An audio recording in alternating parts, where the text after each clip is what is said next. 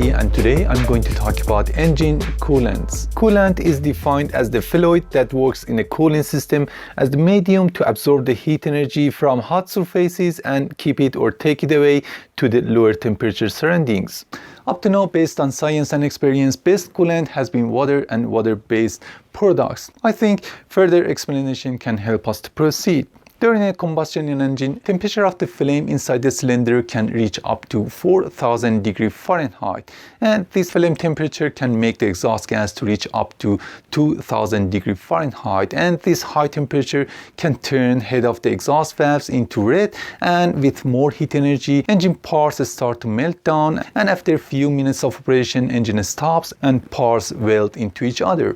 But by using a coolant like water that is very cheap, has very good specific heat capacity, very good heat conductivity, density, viscosity, and flow of that inside the engine and cool that inside the radiator, engineers can keep temperature of the engine parts below boiling temperature of the water. But water has some drawbacks to be used as the coolant. First, consider the coldness of the winter that can cause water to freeze inside the cooling system on the engine, that can cause engine destruction due to restriction for coolant circulation. Also, when the water freezes, it starts to expand about 9%, and this expansion can crack the engine parts.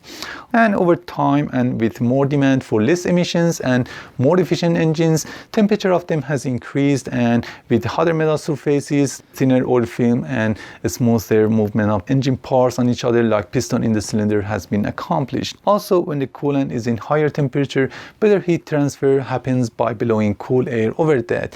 This way, reduction of coolant flow rate and using a smaller water pump is possible that is equal to more efficiency. Here, problem is that water starts to boil over in these higher temperatures. Also, water contains oxygen that is very eager to react with metal parts, and if this oxidation happen and develop, manifest corrosions that is not desirable at all. To tackle these problems, engineers have come up with some effective solutions. For the first problem, they start to use a concentration known as antifreeze in the coolants. There have been several attempts to use different materials as antifreeze. An example is salts, but salts are very corrosive and in case of leakage can cause short-circuiting on electrical systems. Also, change of their water solubility in change in temperature can cause deposits that is not good at all. Also, organic materials like sugar and honey have been tested, but other than the cost for enough concentration, their water solution can be very viscous and heterogeneous, especially in lower temperatures. And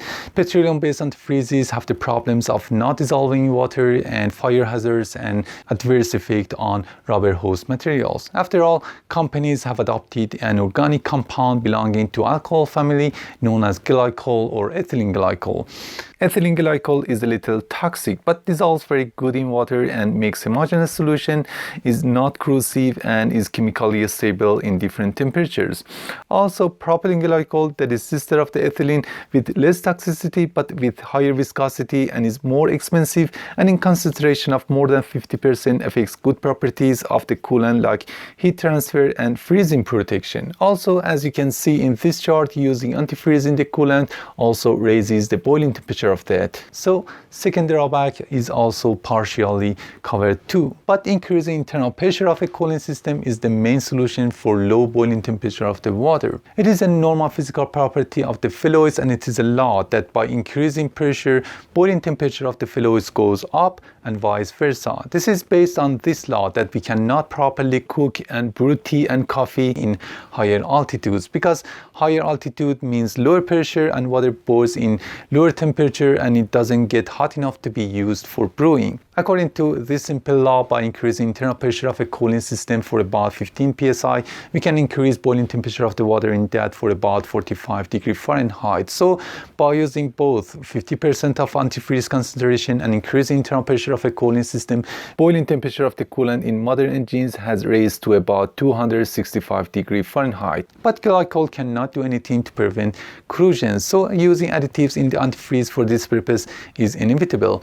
These additives that are also known as inhibitors in a conventional antifreeze are inorganic oxides like silicates and phosphates that form a protective layer over the metal parts so the coolant cannot react with them actively. These conventional antifreezes are usually green in color and need to be changed in less than every 2 years periods because these inhibitor systems are exhausted over time at the effect of heat and acidity of the coolant.